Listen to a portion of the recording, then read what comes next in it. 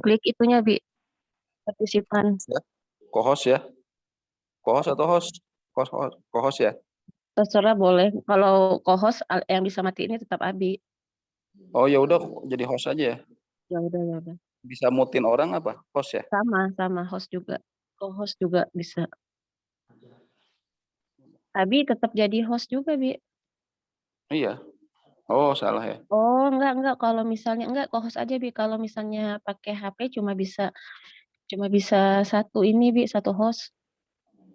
Aduh nggak bisa Mi, udah keburu ini Mi. Oh, Alifa yang jadiin Abi co-host. Sebutan pindahin. Sebentar. Co-host. Yes.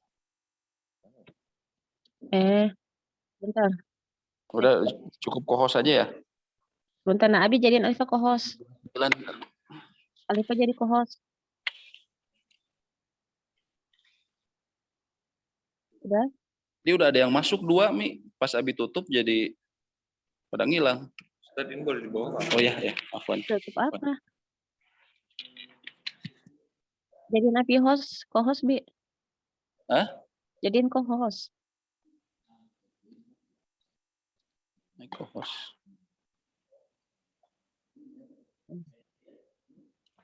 Pokoknya Bi jangan end meeting aja. Iya.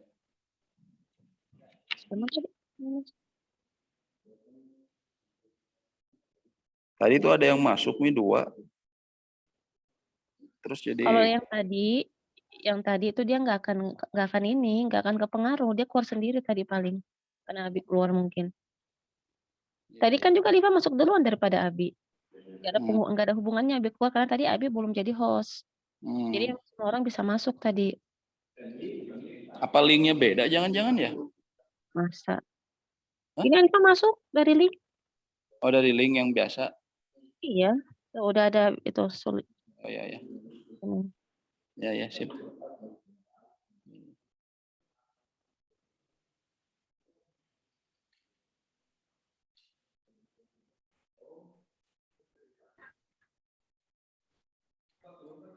Apa? Belum, sekarang udah sih 30 tapi nggak apa-apa, 5 menit lagi aja sambil nunggu.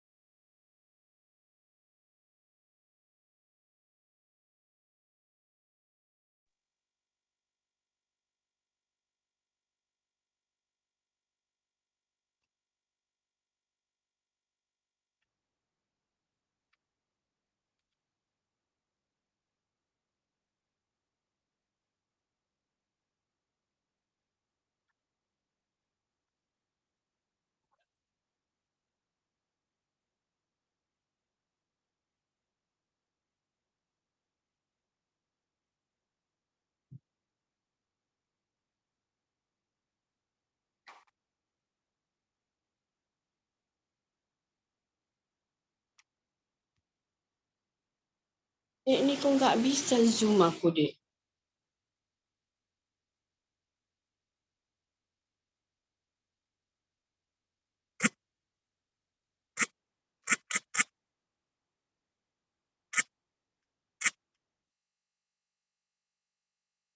Belakang ini aku.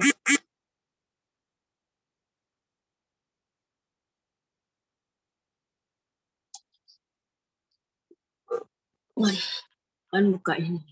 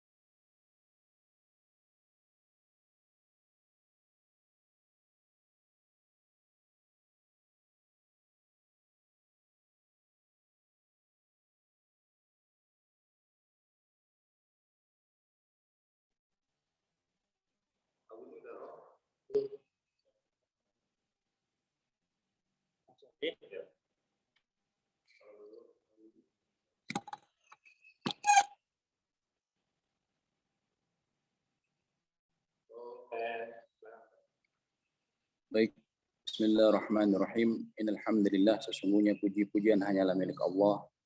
Nahmaduhu, kita memujinya, wa nasta'inu, memohon pertolongan kepadanya.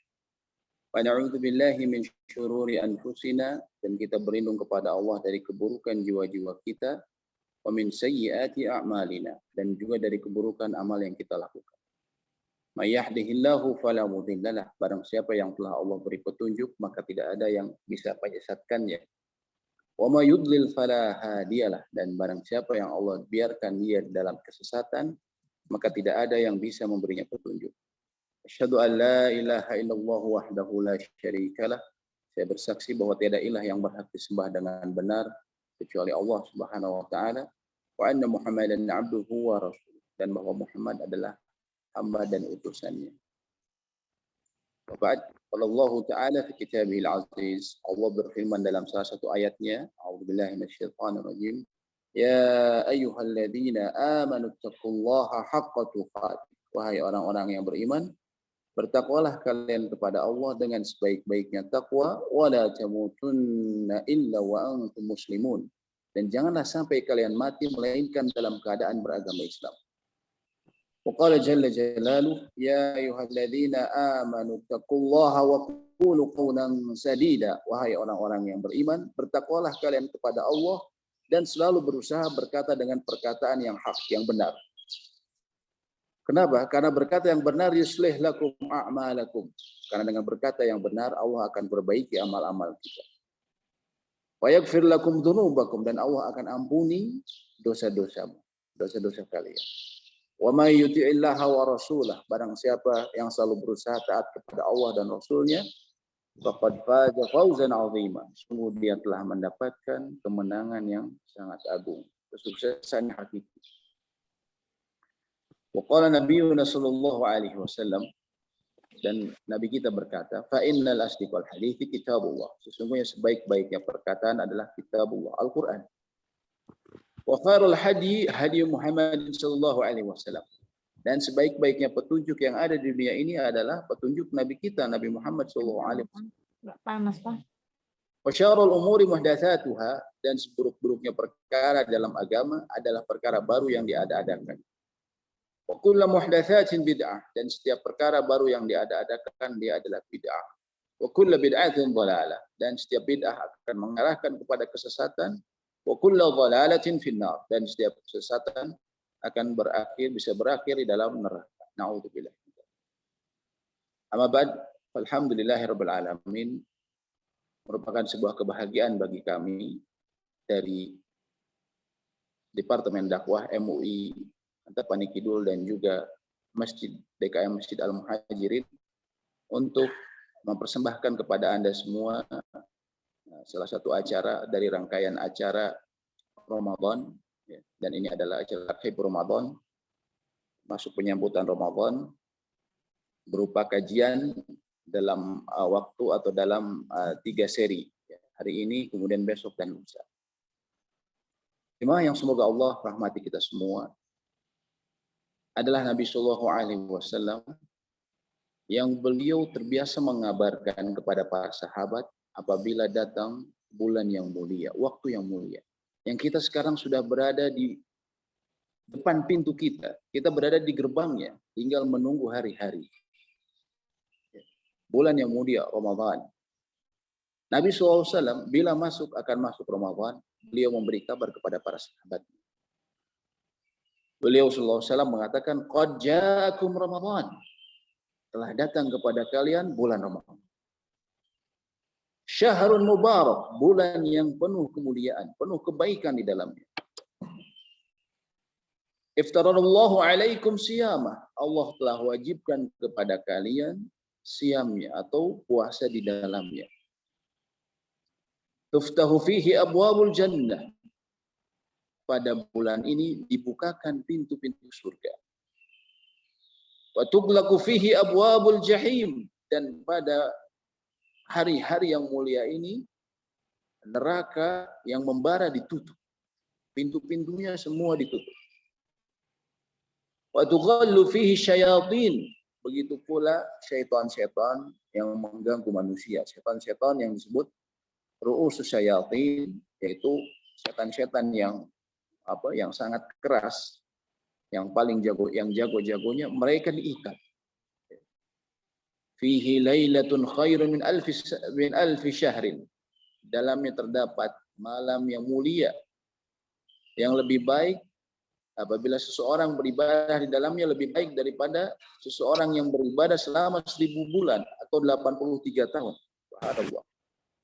Man hurima khairaha faqad hurim. Barang siapa yang terhalang dari mendapatkan kebaikan di hari-hari tersebut, terutama di malam Lailatul Qadar, faqad hurim. Dia sungguh telah terhalang dari mendapatkan kebaikan. Dia telah rugi. Dia telah rugi mendapatkan kebaikan. Maka ini adalah sebuah tamu yang sangat agung. Yang juga tadi disebutkan bahkan seseorang dipermudahkan untuk masuk ke dalam pintu surga dan terhalangi untuk masuk ke dalam pintu neraka. Dalam hadis riwayat lain disebutkan wa yunadi munadin, dan setiap malam pada bulan Ramadan akan ada yang menyeru ya, dalam alam gaib, ya baghiyal khair aqbil, wahai mereka, bahai kalian yang menginginkan kebaikan, akbil, terimalah bulan ini. Artinya Allah mudahkan. Wa ya baghiyasyarr, wahai mereka yang menginginkan keburukan, aksir, maka berhentilah, tahanlah. Walillahi utaqa'u minan nar wa dzalika kullu lailatin. Dan Allah memiliki hamba-hambanya yang dilepaskan dari api neraka, dan itu terjadi pada setiap malam. Maksudnya ada seseorang yang seharusnya dengan amal-amal buruk dia termasuk bagian dari ahli neraka. Na'udzubillah min dzalik. Tapi karena Allah permudahkan kebaikan pada bulan ini, kemudian dia bertobat juga, maka Allah bebaskan dia dari api neraka. Catatan dia yang seharusnya masuk ke dalam neraka, Allah jadikan dia bebaskan dari api neraka. Maka subhanallah, betapa agungnya hari yang mulia ini atau bulan-bulan yang mulia ini. Dan seharusnya kita memahami bagaimana keutamaan bulan Ramadan dengan baik. Karena para ulama mengatakan ma'arufa ma yatlub. Siapa yang mengetahui apa yang dituntutnya, apa yang dikejar sama dia, hana ma yazul, maka akan terasa ringan, akan terasa mudah pengorbanan yang dia lakukan. Pengorbanan yang dia lakukan. Barang siapa yang mengetahui qimata ma yatlub, barang siapa yang mengetahui nilai dari sesuatu yang dia kejar, hanama yabul, maka akan mudah bagi dia, akan terasa ringan, terasa rendah bagi dia sesuatu yang dia korbankan. Begitu pula dengan ini. Bulan yang mulia ini disebutkan tuftahu fihi abwabul jannah, dibukakan pintu-pintu surga. Surga kita tidak usah panjang lebar bicaranya. Cukup kita sebutkan penghuni yang terendah di surga. Penghuni yang terendah di surga, Nabi SAW katakan adalah seseorang yang kemudian setelah sebelumnya dicuci di neraka, kemudian dia dicelupkan di bahrul hayat, di sungai kehidupan, di laut kehidupan. Setelah dia gosong, dia kemudian dimasukkan ke dalam bahrul hayat, kemudian diangkat, dan kemudian dia berada di pinggiran dari surga. Lalu dia kemudian meminta kepada Allah, wahai, dia melihat dari kejauhan pintu surga. Dia menginginkan agar didekatkan kepada pintu surga. Maka kemudian didekatkan. Dan dia berjanji, saya tidak akan minta, ya Allah, saya tidak akan meminta yang lain selain ini. Setelah sampai di pintu surga, dia melihat kenikmatan yang begitu kelihatannya sangat indah. Sehingga dia ingin dimasukkan, dan dia berjanji, saya tidak akan minta lagi, saya cuma sampai pintunya saja, sudah masuk ke dalam, tapi dalam sekitar pintu sudah cukup sampai situ. Begitu masuk, kemudian dia melihat lagi ke dalam. Maka kemudian, ya Allah, berikanlah aku ke dalam. Kemudian dikatakan, maka kemudian Nabi SAW yang menceritakan hadis ini, beliau tersenyum dan dikatakan oleh para sahabat atau Nabi SAW berkata, kalian tahu mengapa aku tersenyum? Karena saat itu Allah Jalla wa'ala, Allah tersenyum dengan keagungannya, ya. Kita tidak tahu seperti apa senyumnya, tapi dengan keagungan Allah Subhanahu wa taala. Ya. Akhirnya, bukankah aku sudah katakan kepadamu bahwa bukankah engkau sudah berkata bahwa kau tidak meminta yang lain selain itu? Kemudian dia berkata, ya Allah, aku hanya meminta ini saja, sudah sampai masuk ke dalam surganya, ke tengahnya, sudah cukup sampai situ. Akhirnya Allah tersenyum dan kemudian dimasukkan dia ke dalam surga dan dikatakan, dan bagimu ya, dunia bagimu yang dimiliki raja-raja dunia ya, dan dunia seluruhnya dan 10 kali lipatnya. Dan 10 kali lipat. Subhanallah. Ini adalah orang yang terendah yang masuk surga. Diberikan 10 dunia ini. 10 dunia ini, 10 kenikmatan raja-raja dunia. Subhanallah. Maka surga adalah sesuatu yang sulit dibayangkan keindahannya. Mala ainun ra'at, yang tidak pernah terlihat oleh manusia keindahannya. Ya. Wala udhunun sami'at. Ya, dan tidak terdengar sifat-sifatnya yang spesifik. Artinya tidak pernah mendengar seseorang keindahan yang seperti itu.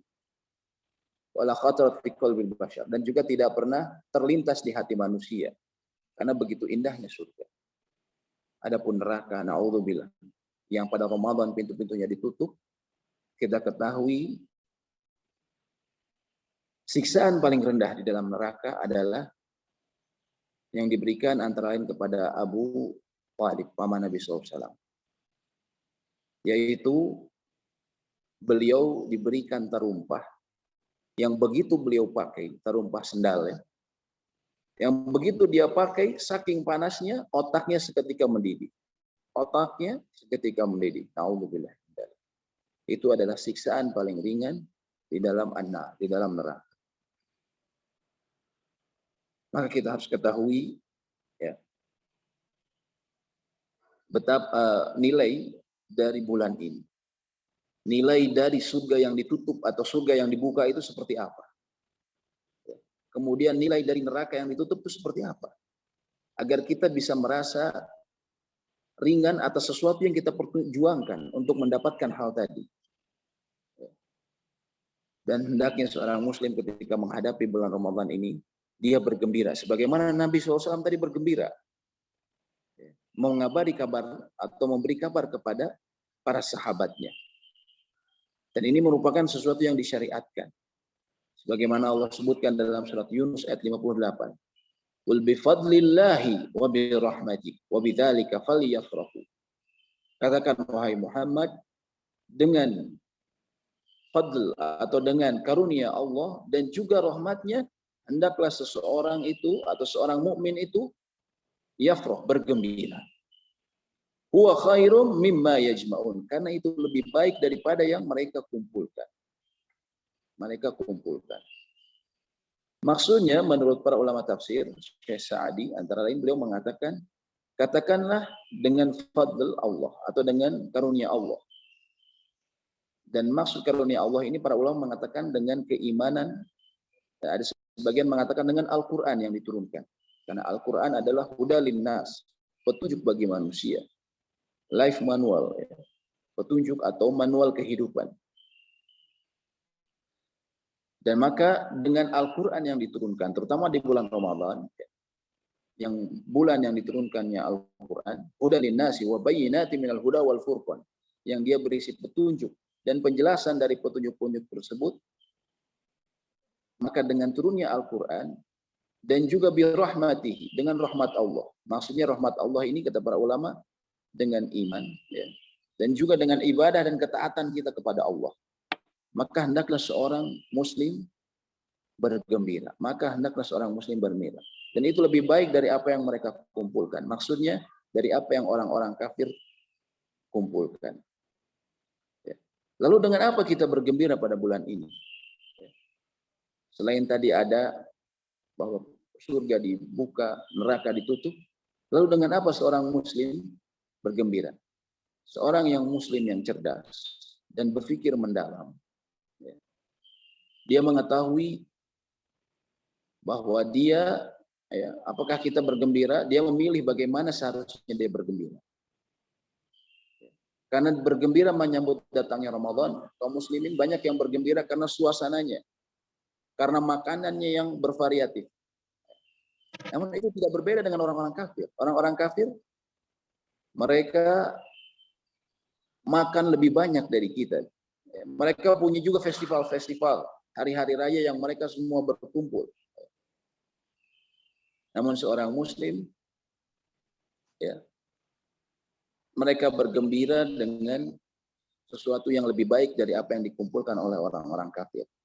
Sesuatu hal ibadah yang bertahan lebih lama dibandingkan makanan maupun kesenangan berkumpul. Allah sebutkan al-mal wal banuna zinatul hayati dunya. Harta dan juga anak-anak adalah kesenangan dunia. Wal baqiyatus shalihatu, akan tetapi amal-amal saleh adalah khair thawaba wa khairun amala. Lebih baik menjadi atau dia merupakan pahala yang lebih baik dan lebih baik menjadi harapan.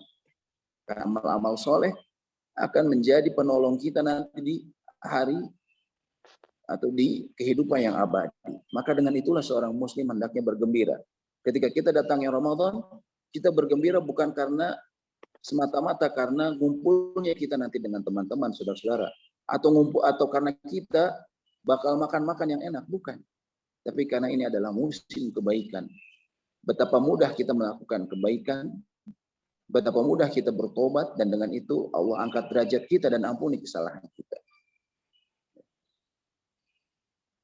Maka itulah yang harusnya dilakukan oleh seorang muslim. Hendaklah dia menyiapkan dirinya, ya, untuk menghadapi sebuah pasar. Ya, anggaplah dia seorang pedagang, maka dia akan bertemu dengan pasar yang sangat menguntungkan. Yang dagangannya, kalau kita membeli akan sangat murah, dan bila dijual juga akan sangat mahal yang kita jual. Itulah Ramadan.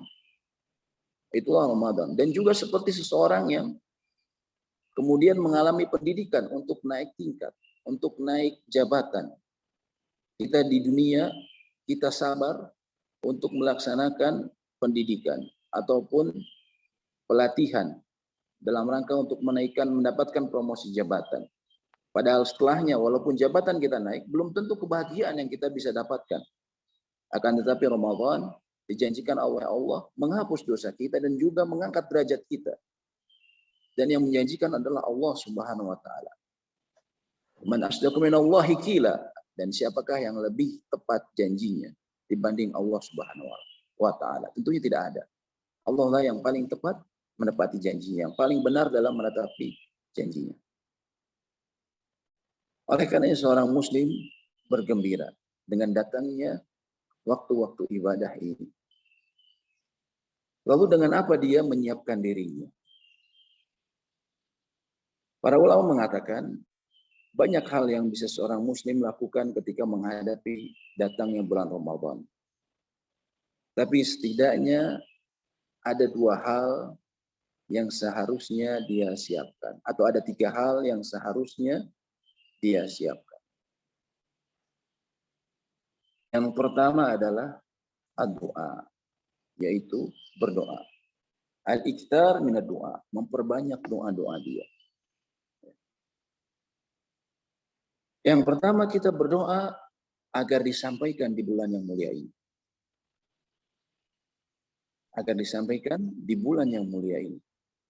Para ulama salaf terlebih dahulu, ya, para orang-orang soleh sebelum kita, mereka 6 bulan sebelum Ramadan mereka sudah berdoa agar Allah menyampaikan mereka kepada bulan Ramadan, karena mereka mengetahui besarnya, agungnya bulan ini. Adapun kita sekarang, kita alhamdulillah kita sudah sampai kira-kira 2 hari lagi, 3 atau 2 hari lagi menuju Ramadan.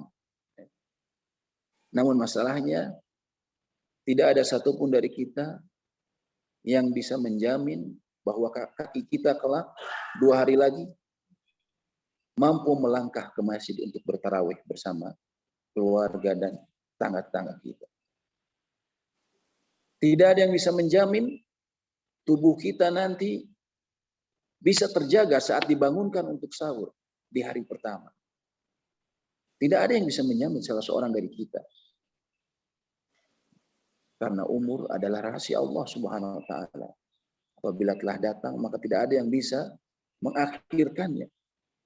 Oleh karenanya, yang dilakukan oleh seorang mukmin, dia hendaknya berdoa agar Allah menyampaikan kita di bulan yang mulia ini. Allahumma baligh Ramadan. Ya Allah, sampaikanlah aku ke dalam Ramadan. Sebagian ulama salaf dulu berdoa, Allahumma sallimni ila Ramadan. Ya Allah, sampaikan aku hingga Ramadan. Ya. Wasallim li Ramadan, dan antarkanlah Ramadan kepadaku. Watasallimhu minni mutaqabbala, dan terimalah amal-amalku di bulan Ramadan. Itu di antara doa orang-orang saleh terlebih dahulu. Dan juga di antara doa yang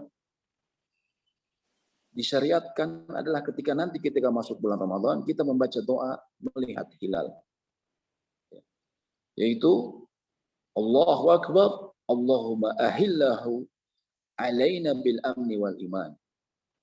Allahu Akbar, ya Allah, jadikanlah hilal itu bagi kami dengan membawa keamanan dan keimanan. Wassalamati wal Islam, keselamatan dan Islam. Wat taufiqi lima tuhibbuhu wa tarda, dan juga taufik yang membimbing kami menuju apa yang engkau cintai dan engkau ridhai. Rabbuna wa rabbuka Allah. Rabb kami, Tuhan kami adalah, Tuhan kami dan Tuhanmu adalah Allah Subhanahu wa taala. Itu adalah doa di antara yang disyariatkan ketika melihat hilal. Dan tadi Nabi SAW menyebutkan di situ, beliau disyariatkan untuk berdoa meminta taufik, meminta petunjuk dari Allah dalam lima tuhibbuhu wa tarda, untuk sesuatu yang Allah cintai dan Allah ridhoi. Dan itu memang doa yang harus kita minta. Selain kita minta agar Allah menyampaikan kita di bulan yang mulia ini, kita juga meminta agar Allah memberikan kita taufik, kemudahan dalam beramal, petunjuk, hidayah dalam beramal. Karena betapa banyak orang yang masuk ke Ramadan dalam keadaan sehat bugar. Dia memiliki harta, dia memiliki kesempatan, waktu luang, akan tetapi Ramadan yang dihabiskan untuk berleha-leha. Dia habiskan untuk kemudian berfoya-foya, bukan untuk sesuatu kebaikan. Kamu aja ya. Allah Subhanahu wa taala. Oleh karenanya, mari kita berdoa di waktu-waktu mustajab. Para ulama mengatakan memperbanyak doa-doa kita. Kemudian kita merenung dalam doa kita agar dikabulkan. Kemudian juga kita mengulang-ulang permintaan kita agar disampaikan bulan Ramadan dan berikan taufik. An yuwaffiqakallahu wa yu'inaka, agar Allah kemudian memberikan taufik dan juga menolongmu. Wa yusahhilu laka ta'ata, dan juga Allah memudahkan bagimu dalam melakukan ketaatan kepadanya. Wa yuhibbaha ila nafsik, dan juga Allah jadikan amal soleh dan ketaatan tersebut ya menjadi sesuatu yang kita cintai. Wa yuhayyi'a laka minal asbab ma takunu abdan sholihan fi Ramadan, dan juga Allah mempermudah bagimu sebab-sebab yang menjadikan dirimu sebagai hamba yang soleh di bulan Ramadan. Sebagai hamba yang soleh di bulan Ramadan, muqtaniman li ayyamihi wa layalihi, yang benar-benar bisa memanfaatkan siang dan hari-hari Ramadan. Oleh karenanya kita memperbanyak meminta, terutama di waktu-waktu mustajab. Ketika antara azan dan iqamat, antara lain. Kemudian ketika turunnya hujan. Kemudian di penghujung malam, sepertiga malam terakhir. Kemudian di akhir sholat. Di akhir sholat ini para ulama berselisih. Maksudnya sebelum salam atau sesudah salam. Maksudnya ya, sebelum salam ini tahiyat. Ataukah sesudah salam. Insya Allah tidak mengapa kita berdoa di keduanya. Bisa di sebelum salam ataupun sesudah kita salam. Maka itu adalah waktu-waktu mustajab. Dan juga kita mendoakan orang lain, keluarga kita dan saudara-saudara kita, teman-teman kita. Karena ketika kita mendoakan saudara kita tanpa dia ketahui, maka akan ada malaikat, dalam sebuah hadis sahih disebutkan ada malaikat yang kembali mendoakan kita. Bagimu seperti itu pula. Subhanallah. Ketika kita mendoakan kepada saudara kita kebaikan, ya Allah, berkahkanlah saudaraku ini, keluargaku ini dalam melakukan kebaikan di bulan Ramadan, maka para malaikat akan mengatakan, walaka mithlu, dan bagimu seperti itu pula. kita mendapatkan doa malaikat. Berdoa. Lalu yang kemudian yang kedua, yang harus kita lakukan di dalam Ramadan adalah at-taubah. Adalah bertobat. Bulan ini adalah bulan kebaikan. Dan tidak ada sesuatu yang menghalangi kita melakukan kebaikan di dalamnya. Para ulama, kecuali karena kesalahan kita, dosa-dosa yang telah kita lakukan sebelumnya. Bagaimana contohnya, permisalan yang ringan, contohnya ketika kita akan berdagang di sebuah pasar. Bisa jadi kita mendapatkan begitu banyak aturan, begitu banyak pembatasan, karena kelakuan kita mempunyai track record yang buruk. Sehingga kemudian penguasa di pasar tersebut memberi kita aturan-aturan yang ketat. Begitu pula seseorang yang kemudian masuk ke dalam Ramadan dengan membawa dosa-dosa tanpa dia tobati, maka hal tersebut akan menghalangi dia melakukan kebaikan. Maka para ulama mengatakan ketika menyambut Ramadan, di antara hal yang terpenting yang harus dia lakukan adalah dia memperbanyak tobat. Dia memperbanyak tobatnya. Mereka yang merasa dosanya begitu banyak, begitu penuh, sebanyak langit dan bumi sekalipun, sesungguhnya Allah Maha Mengampuni. Adalah waktu yang tepat untuk kemudian dia memohon ampun kepada Allah. Qul ya ibadiyalladzi asrafu, qul ya ibadiyalladzina asrafu ala anfusihim la taqnatu min rahmatillah. Allah sebutkan dalam surat Az-Zumar. Wahai hamba-hambaku yang berlebih-lebihan terhadap diri mereka. La taqnatu min rahmatillah. Janganlah kalian berputus asa dari rahmat Allah. Innallaha yaghfiru dzunuba jami'a. Sesungguhnya Allah mengampuni dosa-dosa semuanya. Innahu huwal ghafurur rahim. Sesungguhnya Dia Maha Pengampun dan juga Maha Penyayang. Dan Allah sangat menyukai tobatnya seorang hamba. Seseorang yang merasa dosanya begitu banyak, maka dia mengawali dengan tobat. Dan sesungguhnya Allah sangat menyukai tobat hambanya. Nabi SAW katakan,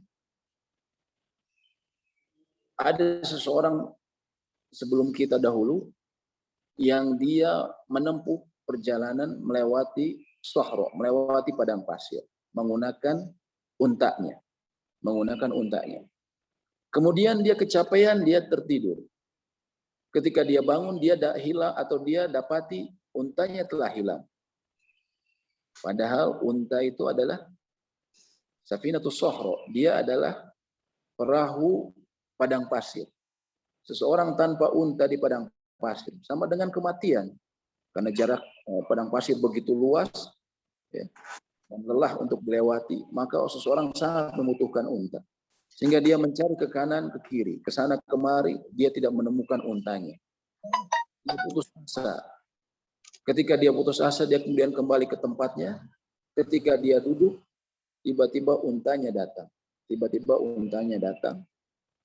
Dan betapa bahagianya dia. Sehingga kemudian ketika dia melihat itu, dia mengatakan, dia bersyukur kepada Allah. Dia mengatakan, ya Allah, aku adalah Rabb-Mu dan Engkau adalah hamba.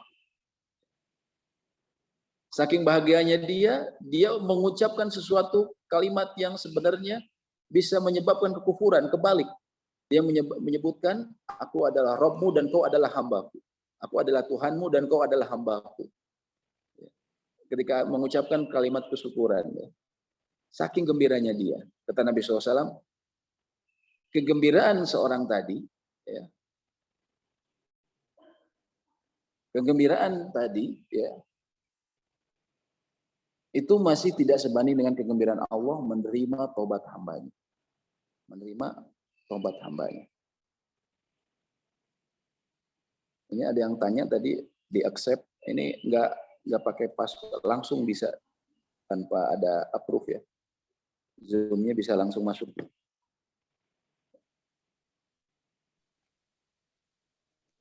Oleh karena itu seseorang ya yang merasa berdosa banyak, dia bertobat. Dan juga bagi kita atau bagi mereka yang merasa dirinya sudah bersih dari dosa.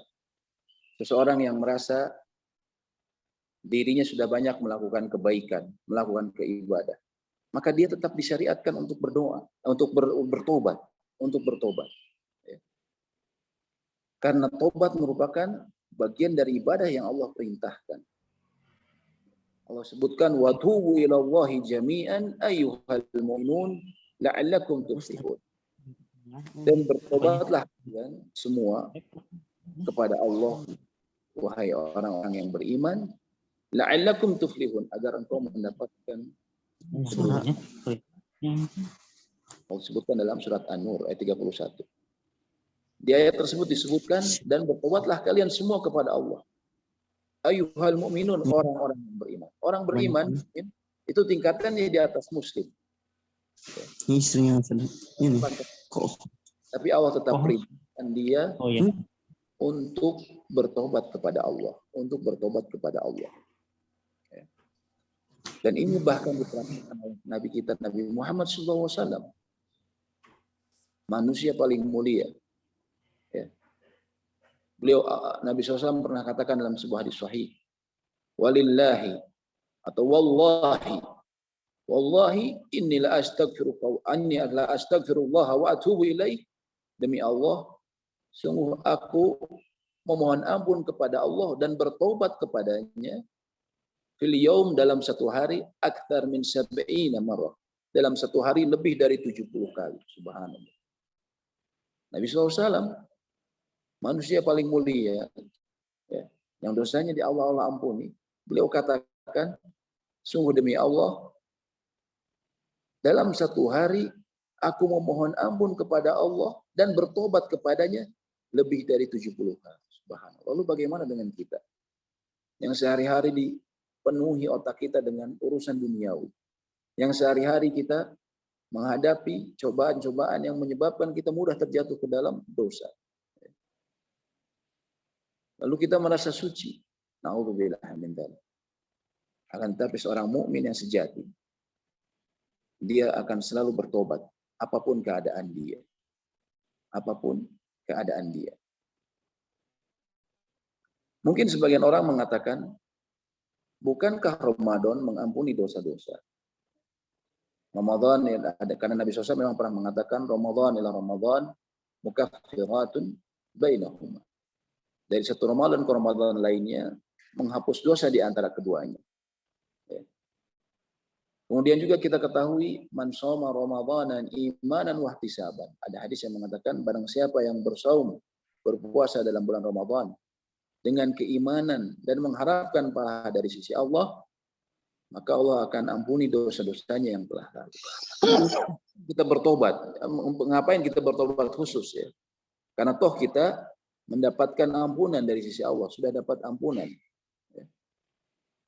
Para ulama mengatakan yang dimaksud dengan dosa-dosa di situ tadi, yang Nabi SAW katakan antara satu Ramadan ke Ramadan lainnya, mukaffiratun, menghapuskan dosa di antara keduanya, itu maksudnya adalah dosa-dosa kecil. Dosa-dosa kecil. Karena dalam hadis lain disebutkan, Nabi SAW memberikan syarat di akhir hadis, yaitu apabila dia menjauhi al-kabair, dosa-dosa besar. Apabila dia menjauhi dosa-dosa besar. Jadi Ramadan ke Ramadan lainnya itu menghapus dosa-dosa kecil selama dia menjauhkan dosa besar. Sehingga para ulama mengatakan yang dimaksud menghapus dosa di sini adalah dosa-dosa kecil. Dan dosa kecil pun tetap kita memang butuh untuk penghapusan. Karena para ulama mengatakan dosa kecil yang dilakukan terus-menerus itu bisa menjadi dosa besar. Sebagaimana kerikil bisa berkumpul atau dikumpulkan, dia bisa menjadi sebuah gunung yang besar. Dimulai dari tanah-tanah kecil dan kerikil-kerikil. Oleh karena itu, adapun dosa-dosa besar, kata para ulama Ahlussunnah wal Jamaah mengatakan dosa besar harus dihilangkannya dengan tobat. Dengan tobat yang memenuhi syarat. Dengan memenuhi syarat. Apa tobat-tobat yang memenuhi syarat? Yang pertama adalah antakuna khalisatan lillahi ta'ala. Adalah ketika tobat itu dari dosa besar murni hanya karena Allah Subhanahu wa taala. Seorang yang meninggalkan sholat kemudian bertobat dari kelakuannya tersebut dan dia kemudian jadi rajin sholat, dia harus niatkan karena Allah, bukan karena bukan semata-mata hanya karena atasannya yang sekarang misalnya di kantornya mewajibkan sholat berjamaah pada waktu-waktu sholat. Bukan semata-mata karena itu. Mungkin di awal pemaksaan, tapi selanjutnya dia berusaha niatkan bahwa saya lakukan ini karena Allah. Seseorang berhenti dari riba. Contohnya dia berhenti dari bank ribawi. Maka dia niatkan karena Allah. Allah mengharamkan riba. Bukan karena di kantor sudah tidak enak suasananya. Atau saya dapat jabatan yang tidak pas buat saya. Bukan karena itu. Dia bertobat tapi karena Allah Subhanahu wa ta'ala. Karena Allah mengharamkan riba. Misalnya. Kemudian yang kedua, syarat yang kedua adalah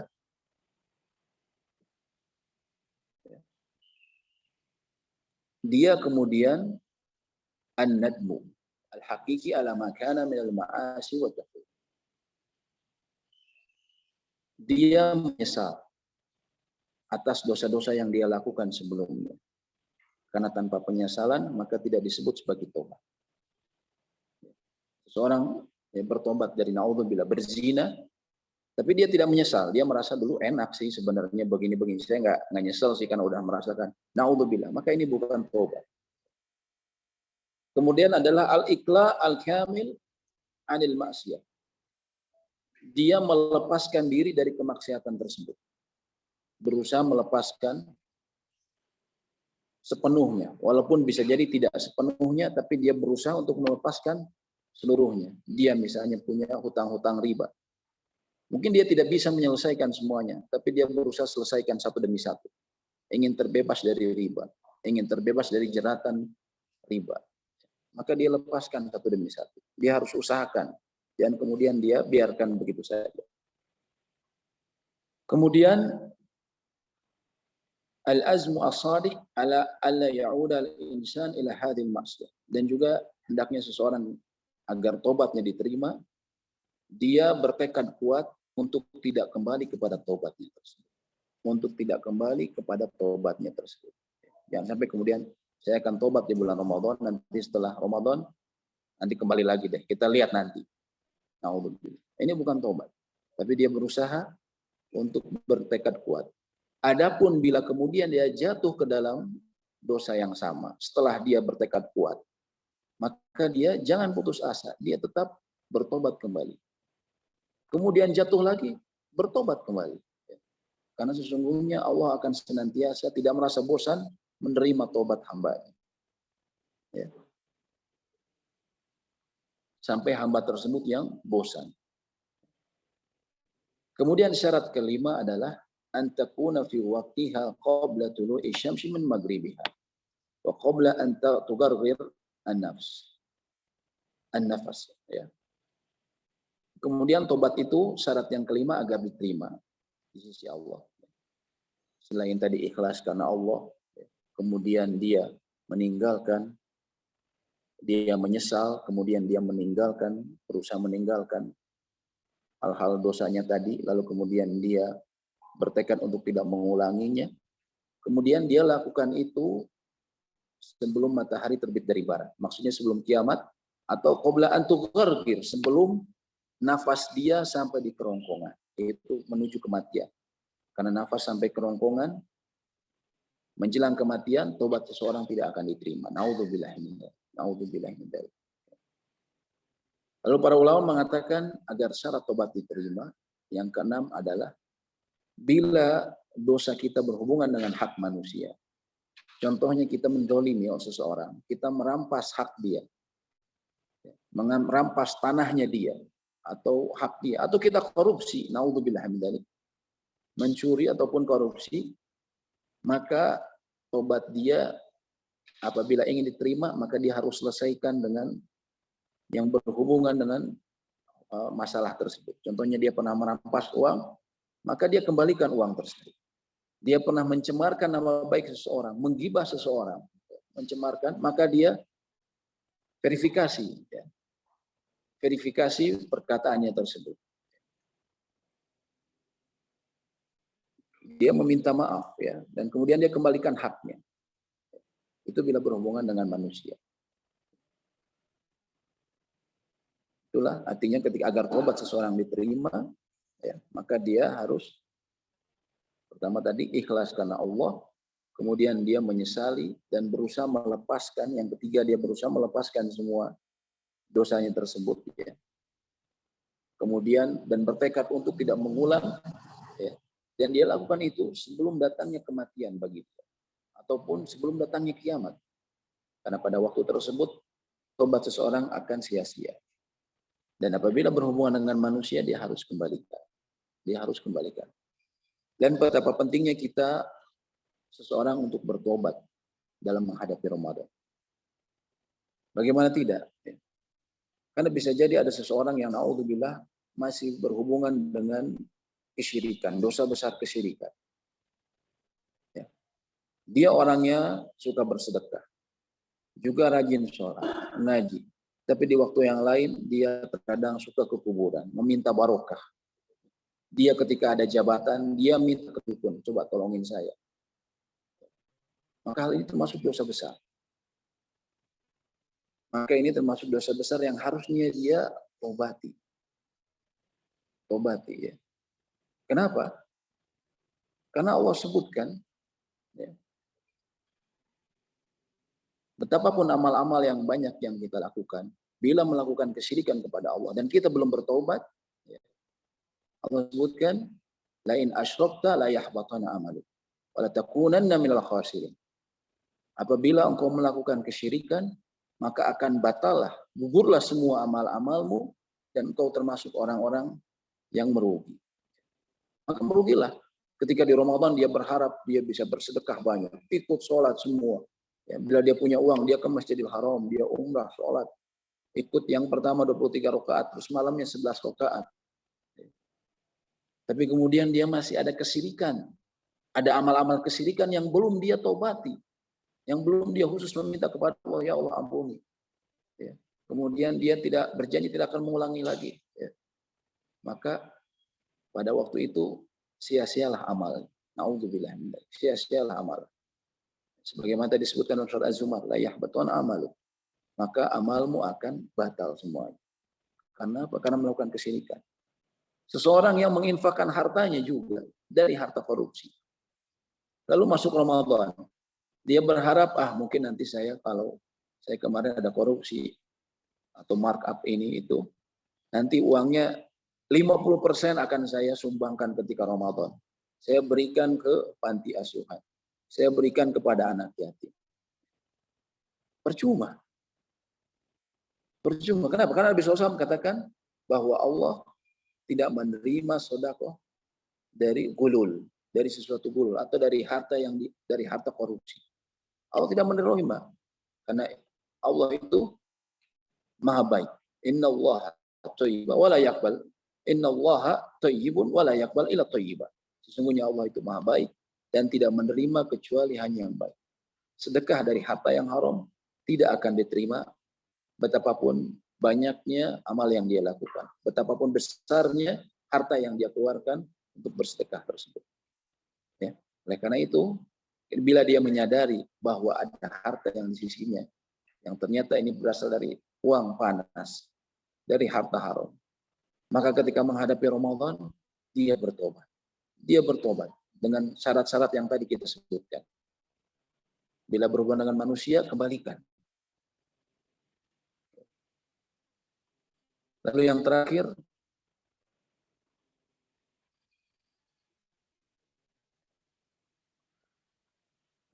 terakhir, yang paling penting yang harus seseorang lakukan ketika menghadapi Ramadan adalah menuntut ilmu, adalah berbekal dengan ilmu. Islam adalah agama yang didasarkan pada ilmu.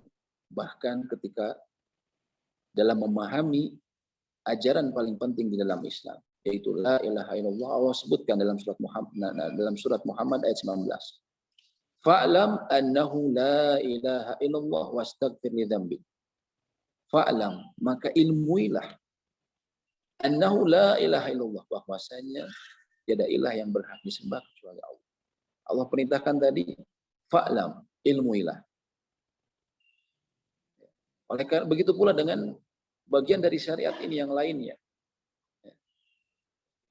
Maka kita harus memulai dengan ilmu. Sehingga Imam Bukhari mengatakan al-ilmu qabla al-qawli wal amal. Ilmu itu didahulukan sebelum perkataan dan perbuatan. Sebelum perkataan dan perbuatan. Maka ilmu apa yang harus kita pelajari ketika menghadapi Ramadan? Tentunya yang pertama adalah kita mempelajari ilmu yang berhubungan dengan ibadah utama kita, yaitu saum. Kita pahami, ya, agar jangan sampai orang kemudian menganggap puasa ini adalah sesuatu yang biasa, bukan merupakan dasar dari agama Islam, bukan bagian dari rukun Islam, sehingga seseorang begitu mudah untuk membatalkan puasanya tanpa ada udzur. Tanpa ada udzur. Banyak kaum muslimin yang seperti itu. Bahkan kami pernah melihat dulu di TV, ada salah seorang artis yang dia bilang, saya kan bekerja, dan bekerja itu ibadah, kata dia. Kalau saya puasa, pekerjaan saya terganggu. Makanya saya nggak puasa. Subhanallah. Padahal pekerjaan dia, pekerjaan yang ringan, yang bukan termasuk udzur dalam meninggalkan puasa. Dalam meninggalkan saum. Ya. Dalam meninggalkan saum. Ya. Memang betul, bekerja adalah ibadah bila memang niatnya benar.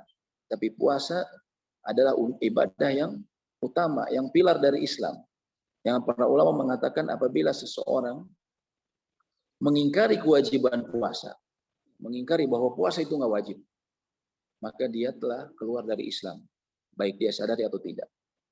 Apabila kemudian dia tidak berpuasa karena tanpa uzur, karena adanya uzur, hanya karena sudah saya malas, atau tadi karena alasan yang tidak jelas, pekerjaan yang tidak jelas seperti itu, maka kata para ulama, walaupun dia menggantinya 1 tahun berpuasa, maka itu tidak bisa menggantikan puasa yang dia batalkan tanpa ada uzur. Hanya penting kita memahami ilmu mengenai kewajiban saum. Lalu juga kita memahami apa yang hal-hal yang membatalkan.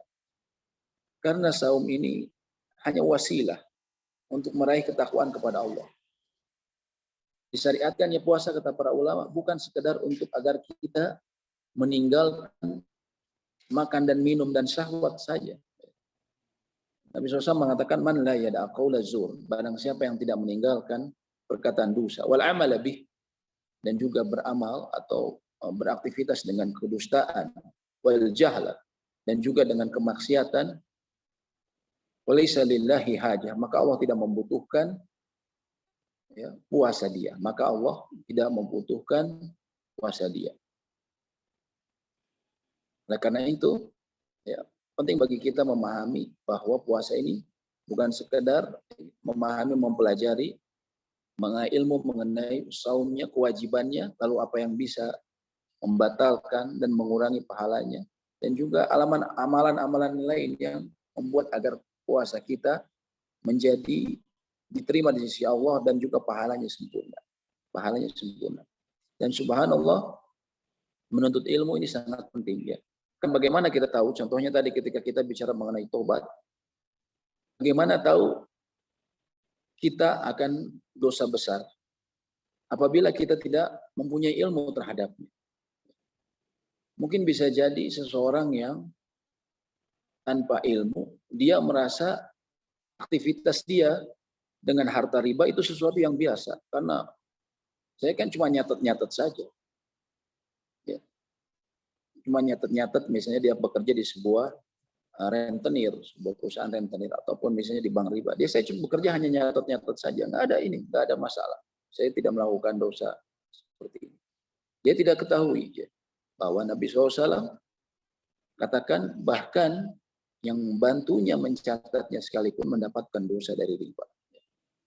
Dengan ilmu seseorang bisa mengetahui. Seseorang bisa mengetahui. Dan juga dengan ilmu seseorang bisa memilih amal-amalan yang paling utama yang bisa dilakukan di bulan Ramadan. Sehingga dia bisa mendapatkan pahala yang optimal. Pahala yang optimal. Jangan sampai kemudian orang-orang, contohnya karena ketidaktahuan, dia bersemangat di dalam melaksanakan amalan sunnah dan meninggalkan amalan yang wajib. Seseorang bersemangat ikut sholat tarawih berjamaah. memakai pakaian terbaik. Dan itu Masya Allah bagus. Tapi kemudian apabila dia di sisi lain, dia meninggalkan sholat wajib, atau dia tidak ikut sholat berjamaah. Sholat wajib berjamaah, dia tinggalkan. Tapi kalau sholat tarawih, dia sangat bersemangat. Padahal kata para ulama katakan, berkeringatnya kau, susah payahnya engkau untuk sholat zuhur berjamaah, itu jauh lebih baik dibandingkan engkau sholat tarawih berjamaah. Kenapa? Karena sholat zuhur adalah sholat wajib. Sedangkan tarawih adalah sholat sunnah mu'akkadah. Sholat sunnah yang sangat ditekankan. Dengan ilmu kita mengetahui mana yang utama yang harus kita prioritaskan. Yang pertama yang harus kita prioritaskan. Dan juga ada orang ketika misalnya di bulan Ramadan ini, karena dia tidak memahami dengan baik makna silaturahmi, kemudian dia disibukkan dengan bulan Ramadan adalah bukan berbuka puasa. Dia hubungi semua teman-temannya. Kita hubungi semua teman-teman kita, dicari dari mulai teman kuliah, teman SMP, sampai teman TK sekalipun dibuat reuni. Sehingga hari-hari dia di bulan Ramadan dia sibukkan untuk reuni. Dengan alasan apa? Silaturahmi. Dengan alasan silaturahmi. Karena silaturahmi kan diperintahkan dalam agama, betul. Tapi yang dimaksud silaturahmi dalam agama adalah menyambungkan dengan orang-orang yang memiliki hubungan rahim dengan kita. Saudara-saudara kita, saudara-saudara dekat kita yang mempunyai hubungan darah, bukan dengan teman-teman kita. Teman-teman kita itu kita memang boleh berhubungan, itu disebutnya ukhuwah ya, persaudaraan. Namun bukan itu yang utama. Yang utama adalah yang saudara-saudara terdekat pula. Saudara-saudara terdekat kita. Dan itu pun dengan ilmu kita bisa melihat prioritasnya. Jangan sampai karena kita sibuk kemudian berbuka puasa bareng, sampai kita melalaikan sholat berjamaah. Sampai kemudian kita melalaikan sholat tarawih. Dan ini banyak kejadian di masyarakat kita. Ya. Bahkan ada yang na'udzubillah, karena saking semangatnya untuk buka bersama, dia kemudian merasa, ini kan teman-teman saya sudah lama, saya nyambung silaturahmi dia. Padahal nggak ada kewajiban yang tadi, karena dia bukan rahim. Nggak ada kewajiban bagi dia. Saking semangatnya sampai bablas sholat maghribnya. Na'udzubillah min dzalik. Dan ini banyak kejadian seperti itu. Oleh karenanya, ilmu itu didahulukan sebelum beramal. Itulah pesan di antara pesan-pesan yang disampaikan para ulama. Tentunya banyak lagi hal-hal yang harus dipersiapkan seseorang ketika menghadapi bulan Ramadan. Ya, di antaranya bila dia masih memiliki hutang, maka dia bersegera ya menyelesaikannya. Dan beberapa hal lain. Ya. Namun yang utama berputar di 3 hal tadi. Yang pertama, dia berdoa. Kita berdoa agar Allah menyampaikan yang pertama. Kemudian yang kedua, agar Allah memberikan kita taufik untuk beramal di bulan Ramadan nanti. Lalu kemudian hal kedua yang harus dia siapkan, tobat. Dan tobat tadi kita sebutkan tidak hanya bagi mereka yang merasa memiliki dosa yang banyak. Akan tetapi orang-orang yang bahkan sudah merasa baik, dirinya baik, Allah tetap perintahkan untuk bertobat. Allah tetap perintahkan untuk bertobat.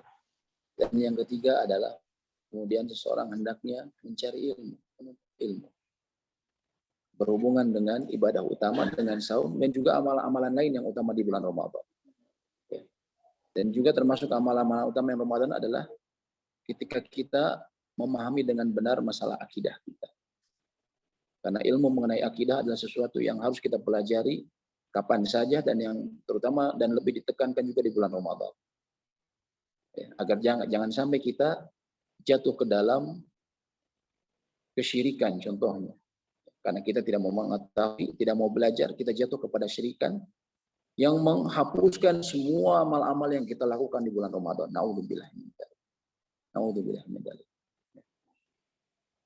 Dan kita jadikan bulan Ramadan ini jangan sebagai bulan istina atau syahru istithnai, kata para ulama, bukan sebagai bulan pengecualian. Yang dimaksud bulan pengecualian ini jangan sampai kemudian orang biasa melakukan kemaksiatan, lalu ketika masuk Ramadan berhenti dulu dah. Yang biasa mabok-mabokan Ramadan jangan mabuk dulu lah. Na'udzubillah. Biasa main perempuan Ramadan berhenti dulu lah, kita libur dulu lah ya. Kemudian juga orang yang biasa suap menyuap, Pak, nanti janganlah Ramadan, Pak. Nanti saja sudah lebaran. Nanti saja sudah lebaran. Kita lanjutkan korupsi kita lanjutkan suap menyuap kita. Jangan seperti itu. Ya. Jangan jadikan kata para ulama bulan Ramadan ini bulan pengecualian, akan tetapi jadikan dia syahrut tadribi. Akan tetapi jadikan bulan Ramadan ini bulan latihan. Bulan latihan. Ketika dia berhenti dari dosanya di bulan Ramadan, dia niatkan, dia berusaha jaga. Dia berusaha jaga untuk menahan, untuk tidak melakukan dosanya tersebut. Lalu kemudian dia berusaha jaga dengan niat agar dia bisa melakukan, Allah mudahkan di hari-hari selanjutnya. Dengan dia niat untuk lakukan selanjutnya.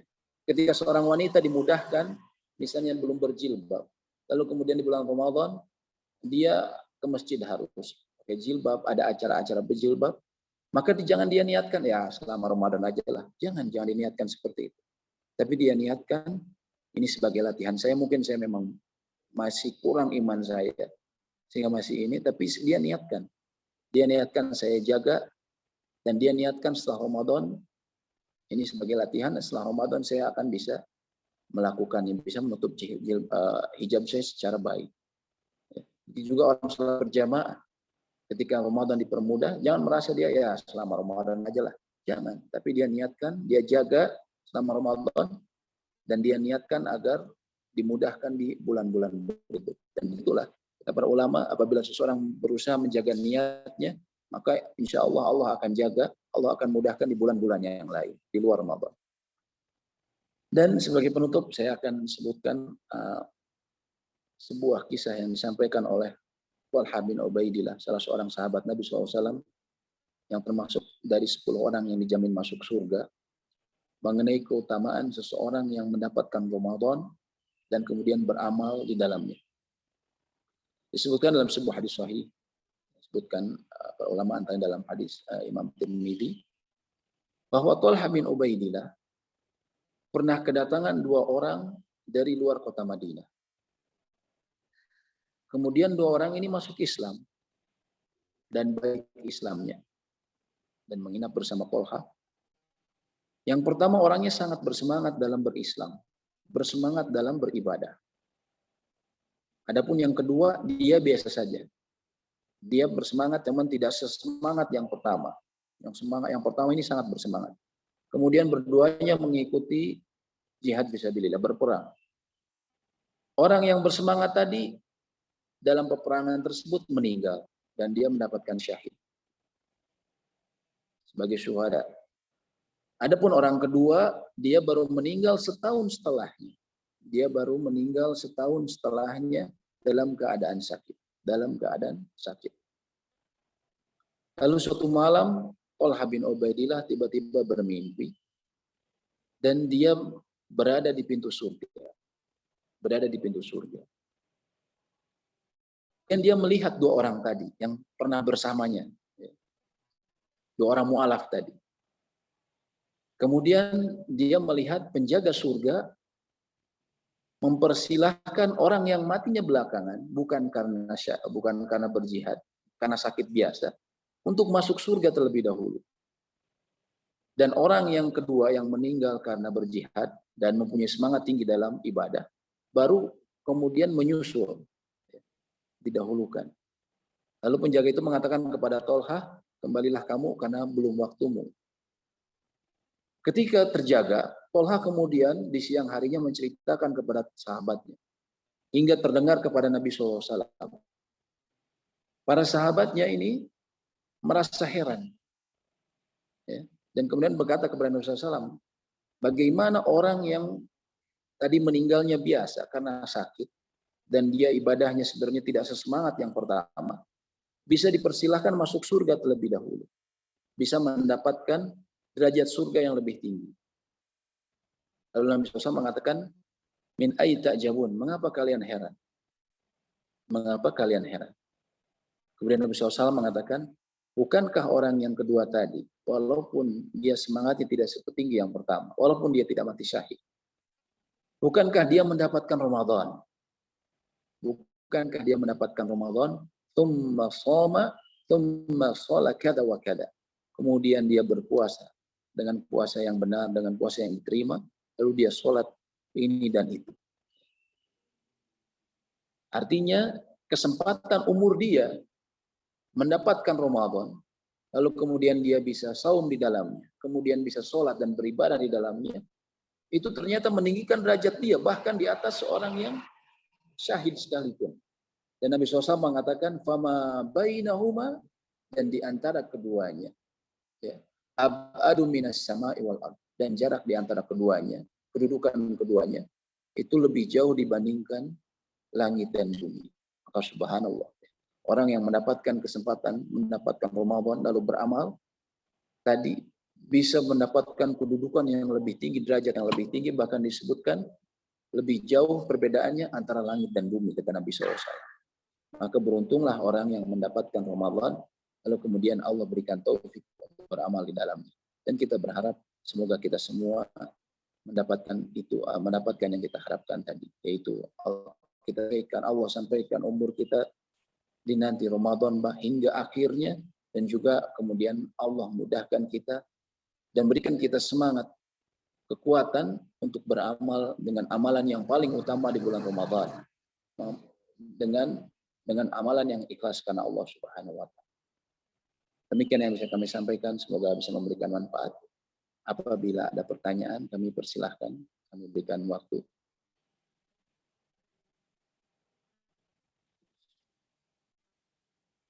Kalau di YouTube Live masih belum bisa ya, ada tulisan. Nanya lewat tulisan nggak bisa. Silakan kalau ada yang mau bertanya, baik ditulis ataupun bertanya langsung, kami persilahkan.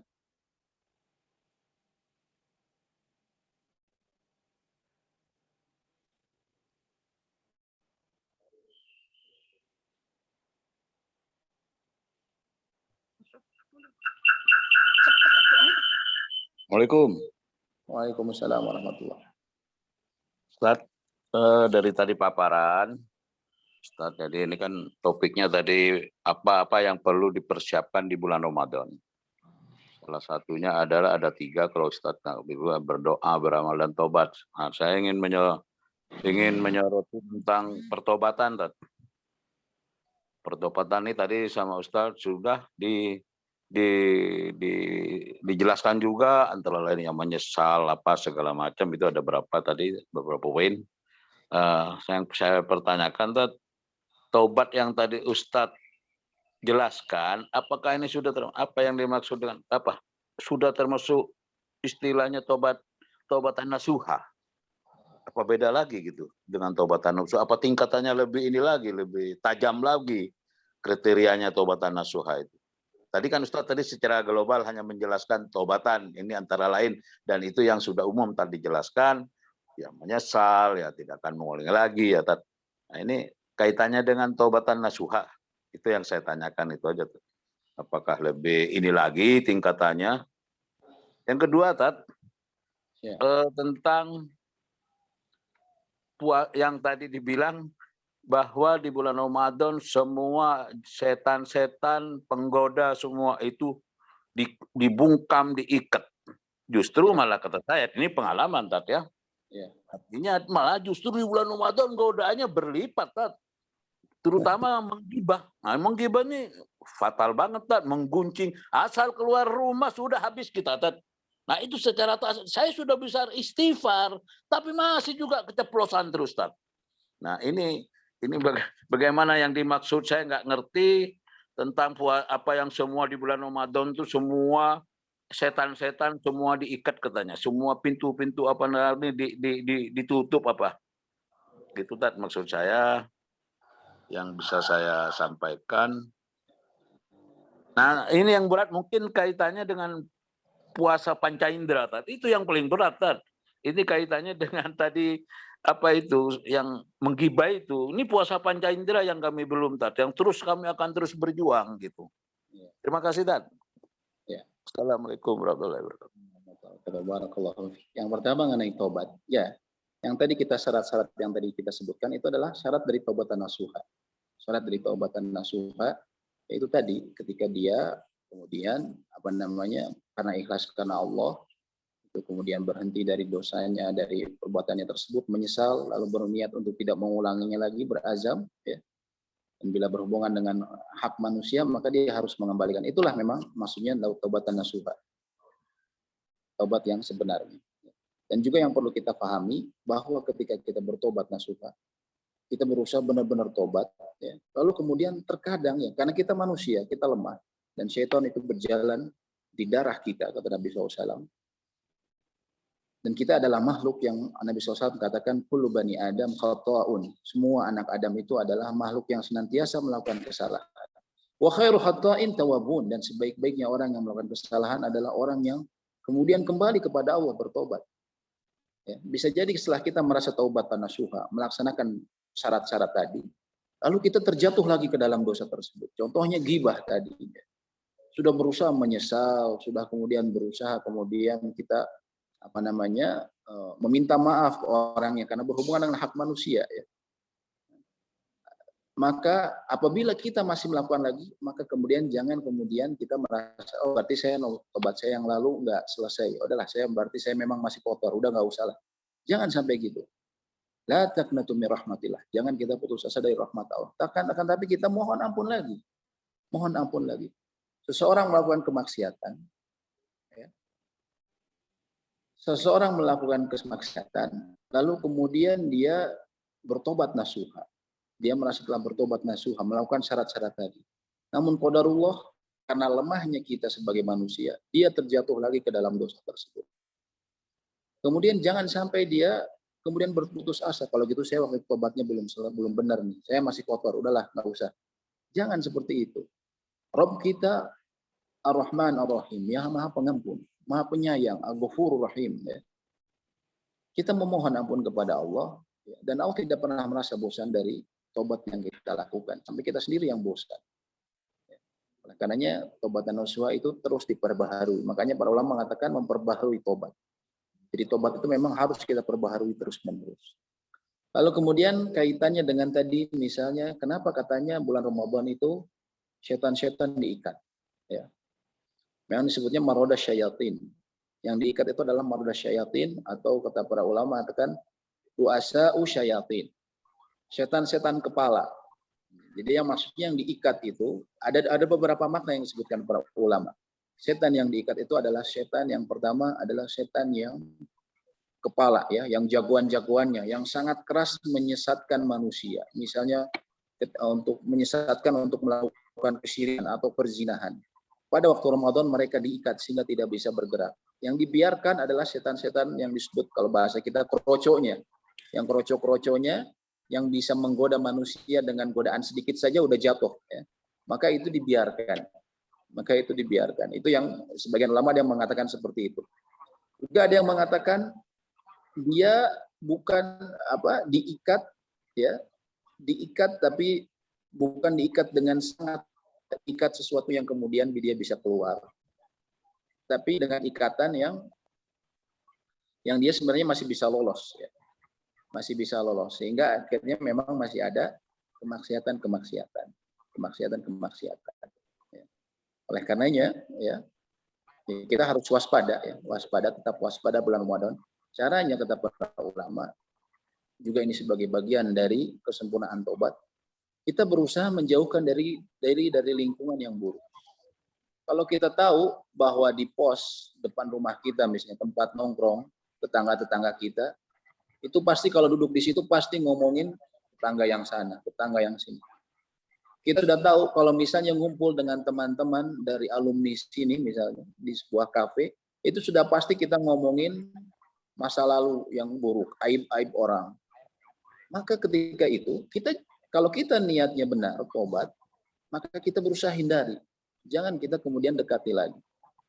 Agar kita tidak terjerumus. Kalau kita tahu nih, pasti ngumpul di sana atau sama bapak itu, pasti ngomongnya ke situ. Ngomongnya jelek-jelekan yang ini. Maka kita hindari dia. Kita berusaha hindari dia. Ataupun bila misalnya bertemu dia, langsung kita cut. Kita bicara dengan masalah lain. Jangan kemudian mengarah ke arah situ. Allah Ta'ala alam. Kemudian ada pertanyaan, kapan sebaiknya melakukan sholat tobat? Apakah setiap kali melakukan kesalahan besar atau dirutinkan? Ya, sesungguhnya ya Nabi SAW mengatakan apabila memang seseorang melakukan kesalahan, kemudian dia berwudu dengan baik, asbigul wudu, memperbaguskan asbagul wudu'ahu atau memperbagus wudu dia. Kemudian dia sholat 2 rakaat. Sholat 2 rakaat. Yang dia tidak berbicara di antara keduanya, maka Allah akan mengampuni dosanya tersebut. Itu memang ada hadis yang mengatakan seperti itu. Apakah kemudian setiap melakukan kesalahan besar atau dirutinkan? Sebenarnya sholat kita pun, ya, sholat kita apabila kita berwudu dengan benar, lalu sholat dengan khusyuk, itu sudah merupakan penghapus dari kesalahan atau dosa-dosa kecil. Dosa-dosa kecil. Karena Nabi SAW pernah mengatakan dalam hadis Utsman bin Affan pernah mempraktekkan wudu Nabi SAW. Wudu persis seperti wudunya Nabi SAW. Wudu yang sempurna. Kemudian di akhir praktek wudunya tersebut, Utsman mengatakan, Ra'aitu Nabi sallallahu alaihi wasallam yatawadda nahwa wudu'i hadza. Aku pernah melihat Nabi SAW berwudu dengan wuduku seperti wuduku ini. Lalu beliau mengatakan, barang siapa yang berwudu dengan wuduku seperti ini, yaitu wudu yang sempurna, kemudian dia sholat 2 rakaat. Sholat 2 rakaat. Dan dia tidak berbicara kepada dirinya sendiri di kedua ibadah tersebut, ketika berwudu dan juga ketika sholat.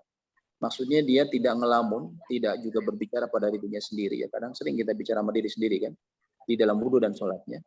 Maka ghufranallahu ma taqaddama min dzambi. Maka Allah ampuni dosa-dosanya yang telah.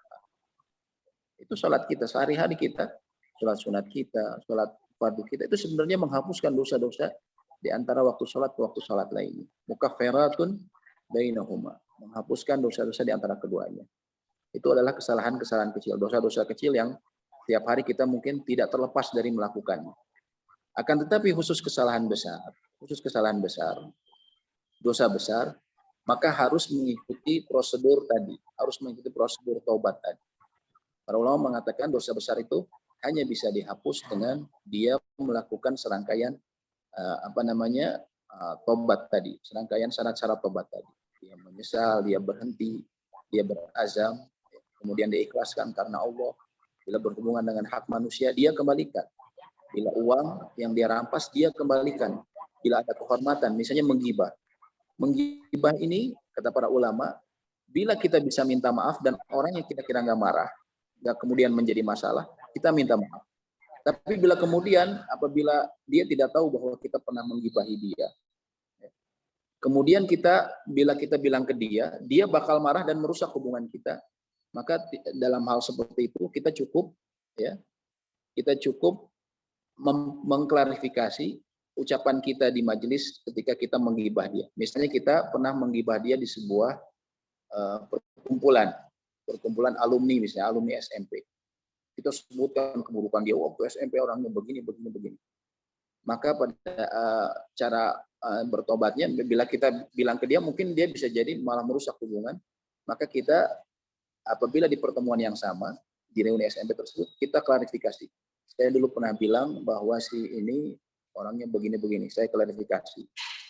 Saya mengakui salah dan beliau tidak seperti yang saya katakan. Itu di antara cara bertobat. Ya, jadi seperti itu. Jadi sholat tobat termasuk sholat-sholat kita yang biasa itu menghapuskan dosa-dosa kecil. Ya. Akan tetapi dosa besar harus hanya bisa dihapuskan dengan kita melakukan serangkaian syarat-syarat taubatan nasuha tadi yang kita sebutkan. Kemudian pertanyaan berikutnya, mohon petunjuk agar kami para ibu rumah tangga juga bisa fokus beribadah tanpa perlu disibukkan dengan pekerjaan dapur. Wah ini pekerjaan dapur ya. Ya, pertama begini, kata para ulama katakan, jadi Masya Allah perannya ibu-ibu ini, pertama ya, ketika dia masak, dia niatkan jangan semata-mata karena ini tugas sebagai seorang ibu, seorang istri ya kita harus masak. Siapa lagi, bab suami yang nggak bisa masak, anak nggak bisa masak. Jangan sekedar itu. Itu merupakan adat ya, adat masyarakat kita seperti itu. Akan tetapi dia niatkan ketika puasa, ya, saya masak untuk sebagai sarana ya, memudahkan keluarga saya dalam beribadah. Dengan niat seperti itu ya, maka ibadah kita bisa bernilai adat kita, kebiasaan kita itu bisa bernilai ibadah. Karena salah satu fungsi niat kata para ulama adalah merubah sebuah adat, sebuah kebiasaan menjadi bernilai ibadah. Innamal a'malu binniyat. Sesungguhnya amal-amal itu tergantung niatnya. Fa innamal likulli imri'in ma nawa. Sesungguhnya setiap orang itu mendapatkan pahala sesuai yang dia niatkan. Makanya ibu-ibu ketika dia meniatkan memasak, maka bukan sekedar sebagai adat karena kebiasaan, nggak ada yang bisa masak lagi, bukan, tapi dia niatkan kata para ulama bahwa saya memasak untuk sahur, ya, untuk sahur anak-anak saya supaya mereka kuat dalam beribadah kepada Allah. Berbuka juga ya, untuk sebagai pahala, ingin mendapatkan pahala orang yang memberikan berbuka juga itu pahala yang sangat besar.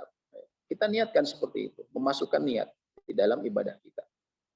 Yang kedua, yang jadi masalah memang kebiasaan di masyarakat kita dalam masalah berbuka ini sangat heboh ya, sehingga semua disiapkan. Berbagai macam makanan disiapkan walaupun dimakannya ya cuman segimana ya, cuman semua seakan-akan kalau sudah menjelang asar itu waktu fokus untuk mencari makanan berbuka puasa atau masak berbuka puasa. Dalam hal seperti ini ya, kita harus berusaha menyadari diri dan juga menyadarkan kepada keluarga kita ya, bahwa ada yang lebih utama dibandingkan itu. Ada yang lebih utama dibandingkan kita mendapatkan kenikmatan ketika berbuka puasa, yaitu ibadah-ibadah. Sayang ketika misalnya seseorang berbuka puasa di hari Jumat menjelang maghrib, sibuk dengan makanannya, padahal itu waktu-waktu mustajab buat berdoa. Di setiap hari, setiap bulan Ramadan itu adalah waktu-waktu mustajab untuk berdoa. Apalagi ketika di Jumat, di penghujung waktu asar, ada waktu mustajab berdoa. Tapi karena sibuk dengan urusan makanan, dia lupa berdoa. Ya, lupa mengangkat tangan kepada Allah, ya Rabb, berilah aku kemudahan dalam hidupku, berilah kemudahan dalam usahaku, dalam keluargaku. Karena sibuk dalam urusan dapur. Oleh karenanya, dia harus menyadari kepada dirinya sendiri dan juga kepada keluarganya, sama-sama berembuk bahwa sebaiknya kita batasi, tidak usah berlebih-lebihan. Bagi Anda yang memiliki kemampuan, nggak usah masak, beli aja dari luar, biar Anda bisa fokus untuk beribadah. Bila Anda memiliki kelebihan harta seperti itu, ya. Ataupun bisa Anda juga memiliki kelebihan harta, Anda sumbang orang yang kira-kira punya potensi dia beribadah yang optimal, ya. Misalnya pengajar-pengajar Quran, ustadz-ustadz, ya. Dia bisa dia atau ustazah ya buat yang perempuan, dia bisa memberikan sesuatu yang lebih optimal, mengajarkan orang pada bulan Ramadan ya. Kita beri, apabila Anda punya kelebihan, beri dia beri dia misalnya makanan atau beri dia misalnya dana agar dia bisa berfokus. Itu juga mendapatkan, insya Allah mendapatkan balasan yang besar juga ya, karena kita jadi jalan dalam menyebarkan atau membantu seseorang yang menyebarkan kebaikan. Wallahu ta'ala a'lam. Kira-kira seperti itu. Baik, sebelum saya tutup, ada lagi pertanyaan? Insya Allah besok kita lanjutkan dengan fikih saum, yaitu fikih berhubungan dengan saum. Silakan kalau masih ada pertanyaan. Assalamualaikum Ustadz. Waalaikumsalam warahmatullahi wabarakatuh. Ini minta tipsnya nih Ustadz, berhubungan dengan ghibah. Saya tuh di kerjaan pressure-nya tinggi. Kebetulan tuh kita ketemu sama atasan yang perfeksionis, emosional, sama nggak sabar. Ya. Terus dengan kayak terus orangnya juga kebetulan non Muslim dan kurang santun gitu loh Ustadz maksudnya. Nah, dengan perfeksionis dan pressure yang tinggi, kadang tuh kita suka hal-hal sepele kita juga masih dimarahin. Nah, biasanya nih Pak Ustadz, kalau lagi istirahat kita suka ngobrolin nih untuk ngeluapin kesel gitu loh. Nah, sesama teman, kayak gitu gibah nggak ya Ustadz? Karena saya sering lakuin. Kalau ditahan, malah kita tuh jadi nggak plong Ustadz. Nah, kalau itu tipsnya gimana ya Ustadz? Karena saya sering lakuin. Makasih Ustadz. Allah ta'ala a'lam. Yang pertama, ya, kesalahan seseorang itu bukan jadi alasan kebenaran buat kita untuk bergibah. bukan jadi alasan buat kita bergibah. Yang kedua juga, ya, alasan kemudian menjadi peluang itu juga bukan jadi alasan buat yang dihalalkannya bergibah. Dihalalkannya bergibah. Bergibah menceritakan suatu keburukan, memang ada kalanya diperbolehkan. Contohnya, seseorang yang mengadukan kepada hakim mengenai orang yang menzalimi dia, itu diperbolehkan. Ataupun misalnya seseorang berselisih, ataupun seorang istri yang menceritakan misalnya kelakuan suaminya, ya, yang istilahnya sudah di luar syariat Islam. Maka dia ceritakan kepada misalnya yang kira-kira yang diharapkan pertama bisa jadi ke hakim, ataupun kepada orang yang dia harapkan bisa memperbaiki. Maka itu diperbolehkan para ulama. Misalnya kita tahu pasangan kita melakukan keburukan dan susah dinasehatin. Tapi kita tahu dia punya uwa yang didengar. Kalau uwanya ngomong itu nurut dia. Bolehkah kita bergibah kepada uwanya? Boleh. Kita bilang kepada uwanya, suami saya ini nggak pernah, sholatnya astagfirullah, ninggalin begini-begini. Kita jelaskan kepada dia dengan harapan agar bisa diperbaiki. Dalam hal seperti itu boleh. Dalam hal seperti itu boleh. Dalam hal seperti ini misalnya atasan tadi, ya apabila dia memang memiliki orang yang disegani atasan kita, mungkin kita bisa bilang ke orang yang disegani tersebut, ya untuk secara umum, ya tidak perlu secara spesifik, bahwa agar tidak terlalu memberikan pressure terlalu tinggi. Dengan alasan apa tadi kita ngasih tahu seperti itu? Agar dia bisa menasehatinya. Dengan alasan seperti itu diperbolehkan.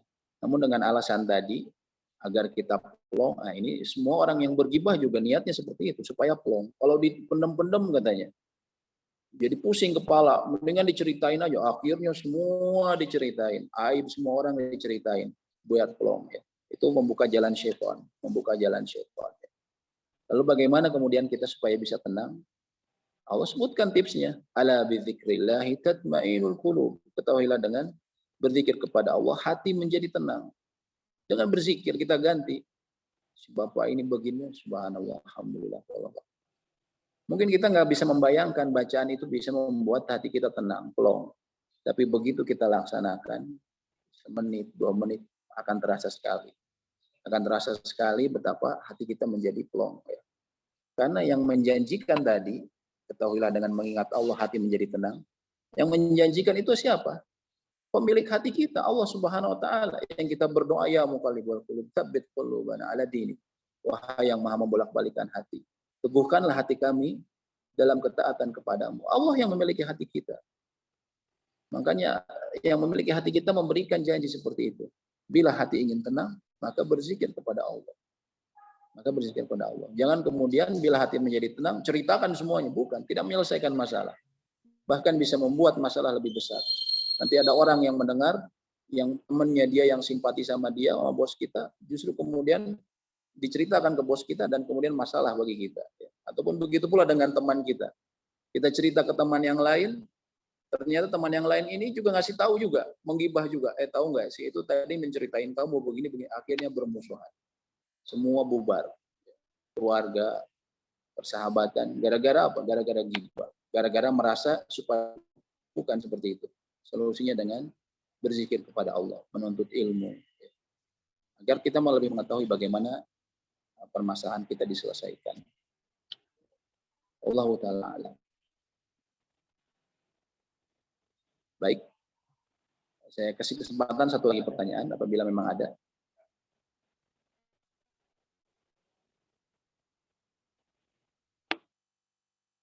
Ya, bila tidak ada, maka kita sudahi saja.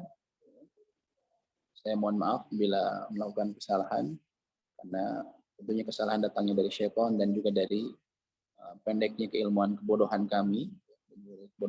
Adapun yang benar hanya datang dari Allah Subhanahu wa taala.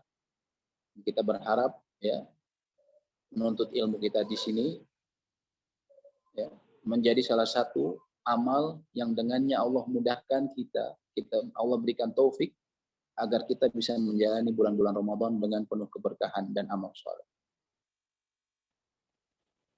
Wa akhiri da'wana alhamdulillahirabbil alamin. Subhanakallahumma wa bihamdika asyhadu an la ilaha illa anta astaghfiruka wa atubu ilaik. Assalamualaikum warahmatullahi wabarakatuh.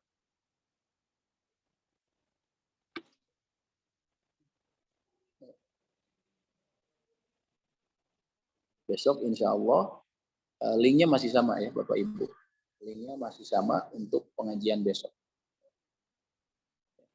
Demikian Bapak Ibu, semoga Allah merahmati kita semua. Saya tutup Zoom-nya ya. Assalamualaikum warahmatullahi wabarakatuh.